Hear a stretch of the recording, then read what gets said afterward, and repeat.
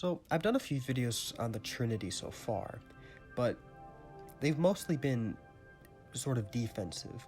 In other words, trying to prove either that, it doesn't contradict divine simplicity, or that it doesn't lead to a self-contradiction within itself, or something along those lines. But for a while, I've thought that not only is the Trinity internally coherent and compatible with classical theism, but I also think it solves certain problems that otherwise would be insoluble, and have been insoluble for theistic traditions that lack the Trinitarian doctrine. Before I get into this, though, I think it's important to say what I don't mean. I'm not saying that these arguments for classical theism that I've defended in the past, that they would fail without the Trinity. And I'm not saying that the Trinity is provable by reason alone. Faith is not opposed to reason, and because of this, whatever reason may leave incomplete, it doesn't invalidate the truth of what reason is able to discover. It simply means that what is validly established through reason nevertheless leaves open certain mysteries that reason by itself is unable to satiate. And it is divine revelation that completes what is incomplete, left to the natural power of reason alone. The arguments for classical theism, I think they truly do work, and we've gone through some of them on this channel. But nevertheless, they do raise certain questions once the arguments have been established about God and his relation to the world, from what can be proved about his nature alone, by reason. So what do I mean by this? Well, from the arguments of classical theism, I think we can establish a few truths about God that are relevant to this topic. Namely, one, that he is infinite, simple, and that his activity or operation is ultimately one and the same with his essence. It's ultimately identical with its essence. Not synonymous. Essence and energy are not synonymous terms. Nevertheless, they are identified in transcendental unity. And this is something that we'll defend in future videos when we talk more about Palamas and Palamism and things like that. But from reason, how do we know these things?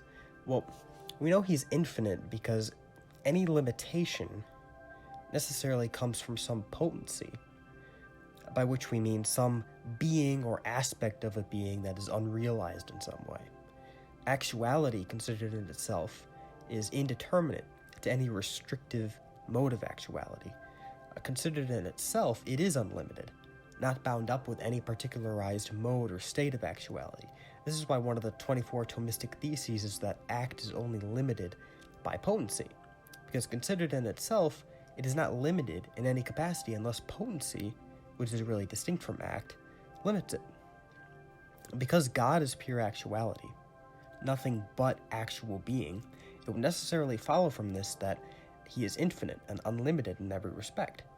He does not have a finite, restrictive nature that would put on him a limitation on his being, but is his own nature, transcending any and all finite categories. Because of this, he is also to be identified with his activity or operation. If his activity or operation were something other than his essential being, then the divine being would break up into substance and accident, whereby the divine essence would exist on a nobler plane than his operative activity, which would introduce contingency or dependency into the divine, which is unacceptable. So because we have established these truths that God is infinite, and by the way, I defend these attributes in more depth in other videos, particularly my video on the existence of God. These are kind of just more cursory explanations. You can get to the full arguments in other videos. But because he is infinite, and because he is his own act, and therefore acts by the infinitude of his essential being, we now have to turn to creation. Now, because God is the existential source of all that is, outside of which is simply non-being, it would necessarily follow from this that creation is at its most fundamental and intimate level a sharing or an outpouring of the being that is essentially God's. Now, what would this imply? It would imply that God, by the infinite power of his essential being, is self-outpouring or self-communicative. There is a tendency in the divine being to share itself, which, as we have said other times on this channel, is referred to as the self-diffusiveness of the good. In other words, there is something about the nature of esse, the act of existence, which names the very essence of God. There is something about the act of existence which tends to self-communication. This is because the act of existence is necessarily active. It is a dynamic impulse, an energy. As Father Phelan says, Father Phelan is, by the way, an existential Thomist in the tradition of Etienne Gilson, who I admire very much. But as Father Phelan says, the act of existence is not a state. It is an act, and not as a static, definable object of conception. The act of existence is a dynamic impulse, energy, act, the first, most persistent and enduring of all dynamisms, all energies, all acts. In all things on earth, the act of being is the consubstantial urge of nature, a restless, striving force, carrying each being forward within the depths of its own reality to its full self-achievement, unquote. As is the case, or rather, as that is the case, for the finite act of existence, it must also be, and primarily so, the case for the divine being, which is the subsistent pure act of existence itself. As such, in God, the inner energy of his essence is necessarily self-outpouring or self-communicative, as is implied from the dynamic nature of the act of existence, which by nature acts toward the fulfillment of its perfective good. We know that in God, the act of creation is an instance of this, but we also know that God is already fully perfect, already infinite, and perfectly blessed and fulfilled in himself. In created being, the act of existence begins in the substantial form of a thing, receiving existence, and is completed in the achievement of whatever final end belongs to the thing by virtue of its final cause. But in God, who is absolutely simple, the divine being is perfectly blessed and fulfilled by one and the same infinite act, which is one with who he is in his essence.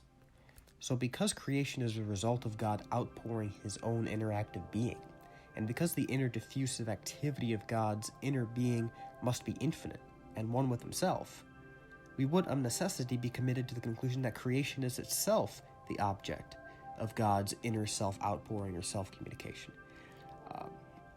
But now we've arrived at a pantheistic conclusion. We've arrived at a pantheistic cosmos, if we want to safeguard this doctrine of divine simplicity, which is the basis of what we've just said. But what if there was another option? What if God's infinite self-communication was already fulfilled, considered entirely apart from creation? That is, instead of creation being the infinite outpouring of divine being, which we know is absurd given the attributes of creation that are characteristically not divine, what if that divine outpouring is already fulfilled infinitely and perfectly within the divine essence itself, ad intra as it were, the self-referential relations of which would constitute the Trinity of persons at play in this divine act of self-diffusion? Thus, the infinite divine act of self-communication is fulfilled perfectly in the generation of the Son from the Father, who is not simply a participation in his outpouring goodness, but is, as per divine simplicity, consubstantial with the Father, in absolute unity by the power of the Holy Spirit. These three divine persons are the subsistent relations by which God outpours himself infinitely as the self-referential expression of divine activity. Creation, of course, it still remains an outpouring of divine being, but in a finite, limited manner. Now, this finite, limited manner is not so much an addition to the infinite divine self-communication among the Trinity of persons, as if creation plus God would constitute something more than God alone, but it is simply that same divine act in limited, finite, and therefore freely created fragments, for lack of better phrasing. Because this act is fulfilled in its essential infinitude within the Godhead itself through his tri-personal intra-divine activity, finite manifestations of divine self-communication can still be outpourings of divine being, while not being identified essentially with God himself. The Trinity, therefore, prevents the outpouring of divine being into creation, which is a truth ascertained from reason. It prevents that from collapsing into pantheistic emanationism, while also preventing us from a demystified cosmos, which would be the result if we were forced to jettison the notion of creation as a result of true divine outpouring. This does not prove the Trinity, as I've said, but it does show that far from adding problems to classical theism, as many may initially think about the Trinity, I think the Trinity solves dilemmas that I would say are otherwise insoluble and would otherwise be relegated to sheer unfathomable mystery. So I hope that was a helpful way of conceiving the Trinity. I hope it was an interesting argument. Let me know what you think in the comments, and I will put a link in the description for some resources on the Trinity that you can, or that might be helpful to you. So, thanks for watching. God bless.